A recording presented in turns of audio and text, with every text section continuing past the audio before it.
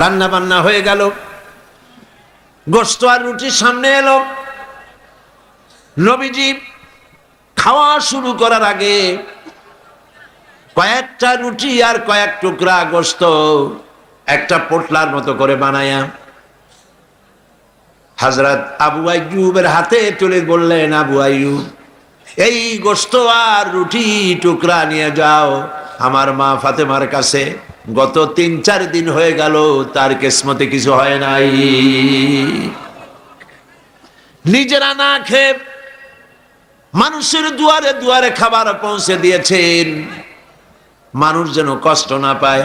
জনগণের খাবারের বন্দোবস্ত, পড়ার বন্দোবস্ত করেছেন।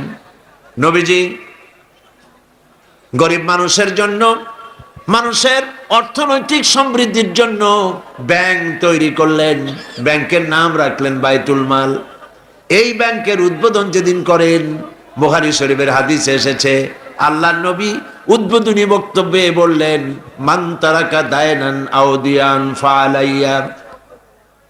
যদি কোন ঋণগ্রস্ত ব্যক্তি ঋণ পরিশোধ করতে না পেরে, ঋণ পরিশোধ করতে পারে নাই, এমন অবস্থায় যদি মারা যায়, তাহলে তার ঋণ পরিশোধের যদি কোনো ব্যবস্থা তার না থাকে, তাহলে তার ঋণ পরিশোধের ব্যবস্থা আর তার এতিম বাচ্চাগুলি, বিধবা স্ত্রী আর এতিম বাচ্চা আর ঋণের বোঝা সবগুলি আমি মুহাম্মদ সাল্লাল্লাহু আলাইহি ওয়াসাল্লাম আমার কাঁধে উঠাইয়া নিলাম। এমন রাষ্ট্র চালু হয়ে গেল, চুরি নাই, ডাকাতি নাই, জেনা নাই, ব্যভিচার নাই, হত্যা নাই, ধর্ষণ নাই। মানুষ শুধু পাইল শান্তি আর শান্তি। সুবহানাল্লাহ। এই শান্তি হলো কিভাবে? কি দিয়া হলো বলেন? জোরে বলেন, কি দিয়া হলো? কোরআন দিয়ে হয়েছে। কোরআন, এই কোরআন দিয়ে যদি রাষ্ট্র শাসিত হয়, তাহলে দেশে শান্তি অবশ্যই হবে। আমরা আশা করব বাংলাদেশে এই শান্তি হবে ইনশাআল্লাহ। বলি ইনশাআল্লাহ। মুসলমানদের উত্থান, মুসলমানদের জাগরণ আবার শুরু হবে ইনশাআল্লাহ। মুসলমান রাজমার খাচ্ছে পৃথিবীর চতুর্দিকে, চতুর্দিকে মার খাচ্ছে। আমি দেখতে পাচ্ছি, আমার ধারণা ছিল যে আফগানিস্তানে যে ঘটনা ঘটলো, এই ঘটনার দ্বারা আল্লাহ একটা কিছু করবেন, বড় রকমের কিছু আমরা দেখব, কিন্তু সেটা হলো না। কেন হলো না এটা তো আমরা বুঝবো না। ওয়াল্লাহু আ'লামু ওয়া আনতুম লা তা'লামুন। এর পেছনে কোনো পরিকল্পনা আছে। সেই পরিকল্পনাকারী কে? আল্লাহ রাব্বুল আলামিন। তিনি পরিকল্পনা করছেন।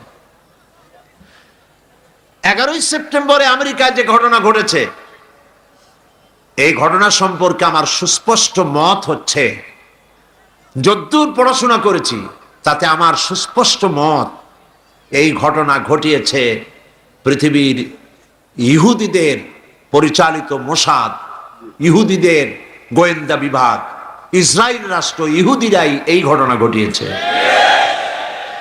এর প্রমাণপত্র পত্রিকায় বেরিয়েছে। টুইন টাওয়ার যারা ভাঙলো, আমরা তীব্র নিন্দা জানাই।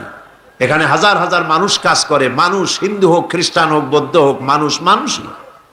এই হাজার হাজার মানুষকে যারা মারলো, যারা অর্থনৈতিক দিক থেকে আমেরিকাকে ক্ষতিগ্রস্ত করার জন্য চেষ্টা করলো, এভাবে আমরা তার নিন্দা করি, ঘৃণা জানাই।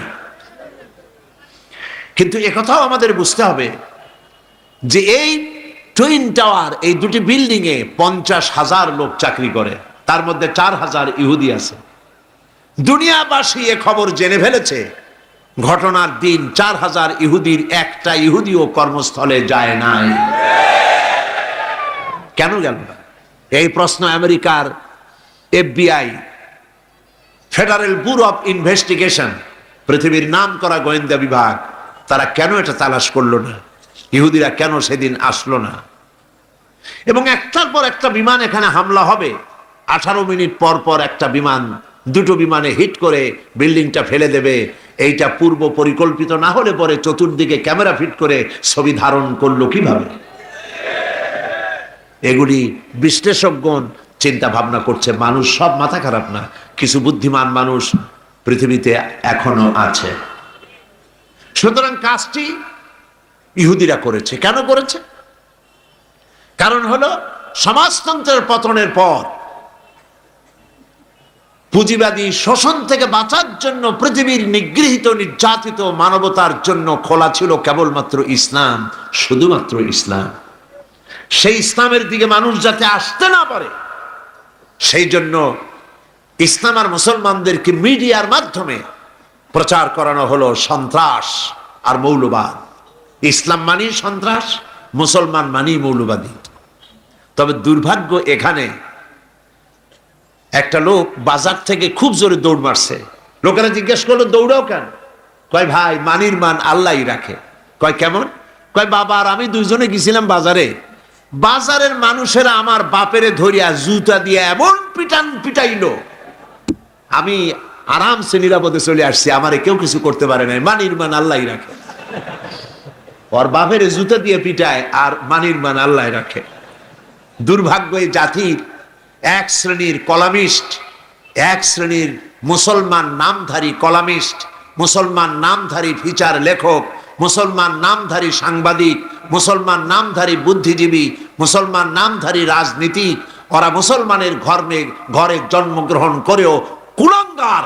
এই লোকগুলি মুসলমানের ঘরে জন্মগ্রহণ করেও মুসলমানদেরকে মৌলবাদ আর সন্ত্রাস বলে গালি দেয়।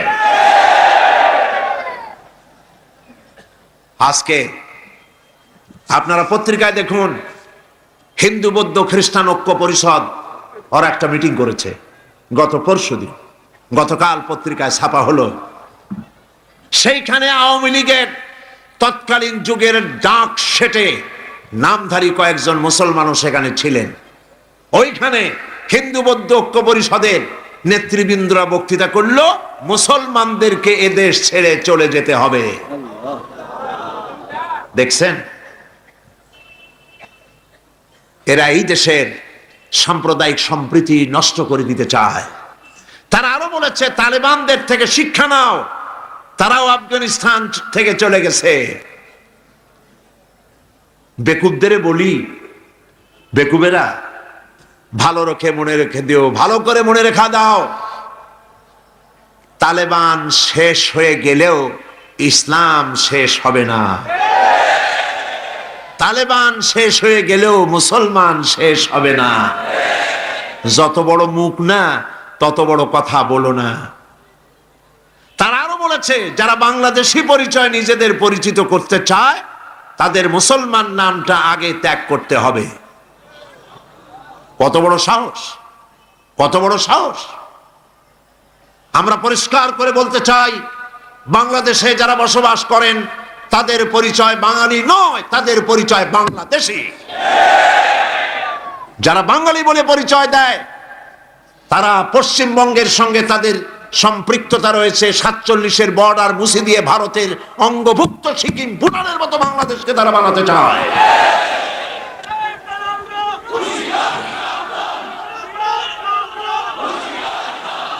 তারা এত বড় কথা বলার সাহস করেছে। আজকের পত্রিকাগুলি দেখুন, তারা বলেছে এদেশে এখন বর্বর অসভ্যদের শাসন চলছে। নাউজুবিল্লাহ বলেন। এদেশে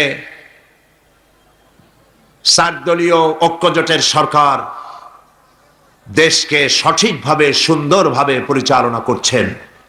সন্ত্রাস আগের তুলনায় বহুলাংশে কমে গেছে। আমরা জানি আপনারা এই কথা বলা সাহস পান কোথায়? পাঠা নাচে খুঁটার জোরে, তাই না? কাজী এত নাচবেন না, একটু কম নাচবেন। পৃথিবীতে বাংলাদেশের চাইতে সাম্প্রদায়িক সম্প্রীতির দেশ পৃথিবীতে আর নাই।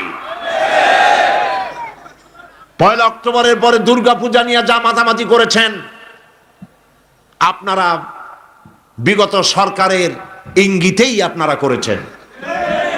এই দেশের মানুষেরা দুর্গাপূজার ক্ষতি করতে যায় নাই। আমরা 1000 বার বলেছি, এদেশের হিন্দু মুসলমান খ্রিস্টান বৌদ্ধ সব সম্প্রীতি নিয়ে বসবাস করবে। এই দেশে আমি আমার এলাকা পিরোজপুরে আমার ডিসিএসপি কে ডেকে বলেছি, যদি আমার দেশে সাম্প্রদায়িক সম্প্রীতি বজায় রাখতে হবে, মায়ের পেটের ভিতরে সন্তান থাকে যেমন নিরাপদ, আমার এলাকার ভিতরে অমুসলিম ভাইয়েরা থাকবেন সেভাবে নিরাপদ। কোন মানুষ যদি অমুসলিমদের গায়ে হাত দেয়, জুলুম করে, অত্যাচার করে, লাইভ পোস্টের সাথে ঝুলাইয়া সারাদিন পিটাবেন, যাতে করে 1 মাসের ভিতরে বাপের নাম মনে না আসে। আমার দেশের মতো জায়গায় থেকে যদি আপনাদের মজা না লাগে, শান্তি না পান, তাহলে এমন নিরাপত্তার জায়গা, এরকমের শান্তির জায়গা, সাম্প্রদায়িক সম্প্রীতির জায়গা আর একটা কোথায় আছে আপনি আমাকে দেখান। হিন্দু নেতৃবৃন্দ যারা বলছেন অসভ্য বর্বরের রাজত্ব চলছে, তাহলে হিন্দুস্তানকে আপনারা কি বলবেন? 1947 সনে ভারত, আমরা ব্রিটিশ থেকে স্বাধীন হলাম। 1947 থেকে শুরু করে 2002 সাল পর্যন্ত বাংলাদেশে কোনো সাম্প্রদায়িক দাঙ্গা হয় নাই। একথা ঠিক না বেঠিক? একথা সত্য কিনা? একবারের জন্য হয় নাই। আর তোমার হিন্দুস্তানে 1947 থেকে 2002 সন পর্যন্ত 4000 বার সাম্প্রদায়িক দাঙ্গা হয়েছে। তোমাদের দেশে যখন কোরবানি হয় ভারতে, কোরবানির সময় গরু কোরবানি হয় না, তোমরা মুসলমান কোরবানি করো।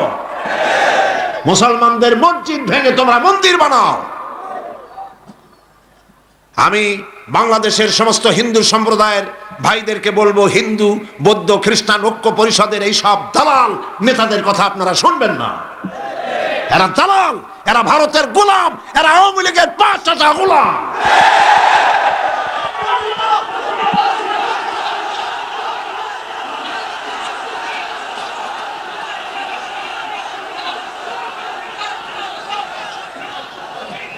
এই সমস্ত মারাত্মক কথা আমি আবারও বলি, মুসলমানদেরকে দেশ ছেড়ে চলে যেতে হবে। হিন্দুরা যদি এই কথা বলে, ভারতে যদি মুসলমানেরা বলে হিন্দুদেরকে ভারত ছাড়তে হবে, তাহলে কেমন লাগে? এই সব কথা কি বলা উচিত? এরা কি আপনার এইসব নেতারা, আমি হিন্দু ভাইদেরকে আপনারা জিজ্ঞাসা করেন, আপনারা জিজ্ঞেস করবেন এরা কি আপনার বন্ধু? এরা কি আপনাদের নেতা হওয়ার যোগ্য? বলে এরা আপনাদের দুশমন, আপনাদের শান্তি শৃঙ্খলা নষ্ট করে দিতে চায়। একটা মেজর শিয়াল দত্ত হইছে, আর একটা আছে আমার এলাকার, আমি এটার নাম নেই না, জঘন্য মুশরিক, রমনা বটমূলে দাঁড়ায়া আওয়ামী লীগের জমানায় মন্ত্রীদের সামনে বলেছে ফতোয়াবাজদেরকে হত্যা করবই করব, সাগরে তাদেরকে চুবাবো, তাদেরকে জবাও করে হত্যা করে তাদের রক্ত দিয়ে কালীমাতার পাওনা ধোয়াইলে কালীমাতা জাগবে না। পড়ছেন না আপনারা কাগজে? পড়েন নাই? এই সমস্ত মাথা খারাপ নেতা হিন্দুদের বন্ধু হতে পারে? বলেন না কথা, হিন্দুদের বন্ধু হতে পারে?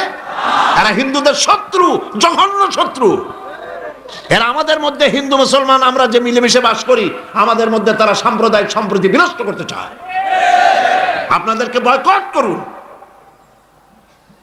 এই দেশে হিন্দু মুসলমান সাম্প্রদায়িক সম্প্রীতি নিয়ে আমরা বসবাস করছি। এই দেশে সরকার বদ্ধপরিকর সাম্প্রদায়িক সম্প্রীতি তারা বজায় রাখা হবে ইনশাআল্লাহ।